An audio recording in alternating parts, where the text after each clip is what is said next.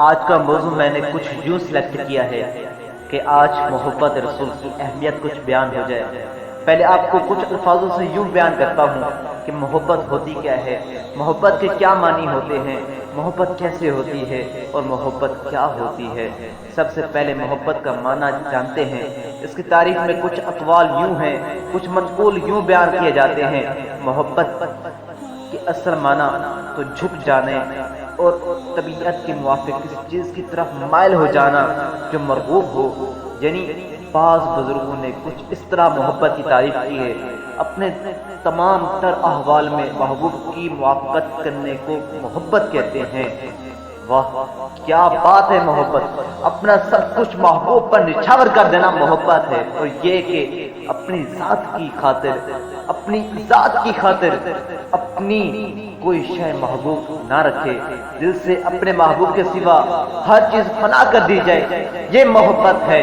اور محبت کے کمال کے تقاضے بھی یہی ہے، دل میں کسی غیر کی موجودگی اور اس کی محبت کے لیے جگہ باقی نہ رہے، کیونکہ دل وہ مقام ہے جہاں محبت ہو کر اثر انداز ہوتی ہے۔ محبت کے دیدار اور زیارت کے شوق میں دل کے سفر کو محبت کہتے ہیں۔ شیخ عبد المحدث دہلوی رحمۃ اللہ علیہ فرماتے ہیں، ان معنی محبت کو نقل کرنے کے بعد فرماتے ہیں، تمام اصل معنی محبت کے آثار و علامات ہیں، ورنہ محبت کسی ایسی چیز کی طرف دل کے میلان کو کہتے ہیں جو اس کی موافقت میں ہو۔ اور فرماتے ہیں محبت ایمان والوں کے قلوب کی حیات ہے اور ان کی روح کی غذا ہے، اور رضا کے مقامات اور محبت کے احوال میں یہ مقام بلند ترین اور افضل ترین ہے۔ حضور نور مجسم شاہ بنی آدم میرے آقا کریم علیہ الصلوۃ والسلام کی محبت اس قدر اہم ہے، اس قدر اہم ہے اور افضل و اعظم ہے کہ خداوند قدس ارشاد فرماتا ہے، آئیے سنتے ہیں قرآن پاک۔ اعوذ باللہ من الشیطان الرجیم، بسم اللہ الرحمن الرحیم، قل إن كان آباؤكم وأبناؤكم وإخوانكم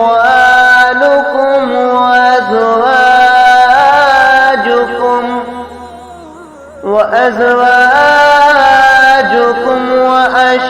وعشيرتكم وأموال اقترفتموها وتجارة تخشون كسادها ومساكن ترضونها أحب إليكم من الله ورسوله وجهاد في سبيله فتربصوا حتى يأتي الله بأمره والله يهدي القوم الفاسقين۔ تم فرماؤ، اگر تمہارے باپ اور تمہارے بیٹے اور تمہارے بھائی اور تمہاری عورتیں اور تمہارا کنبہ اور تمہاری کمائی کے مال اور وہ سودا جس کے نقصان کا تمہیں ڈر ہے اور تمہارے پسند کے مکان، یہ چیزیں اللہ اور اس کے رسول اور اس کی راہ میں لڑنے سے زیادہ پیاری ہوں تو راستہ دیکھ یہاں تک کہ اللہ اپنا حکم لائے۔ اس آیت مبارکہ سے واضح ہو چکا جسے دنیا میں کوئی معزز، عزیز، پیارا مال اللہ اور رسول سے زیادہ عزیز ہو، وہ بارگاہ الہی میں محدود ہے اور مستحق عذاب ہے۔ ایک اور مقام پر محبت کی عظمت و فضیلت کو کچھ یوں بیان کیا گیا، آئیے سنتے ہیں قرآن مجید میں۔ بسم اللہ الرحمن الرحیم لا تجدوا قوما يؤمنون بالله واليوم الآخر يوادون من أحاد الله ورسوله ولو كانوا آباءهم وأبناءهم أو إخوانهم أو عشيرتهم أولئك كتب في قلوبهم الإيمان وأيدهم بروح منه ويدخلهم جنات تجري من تحتها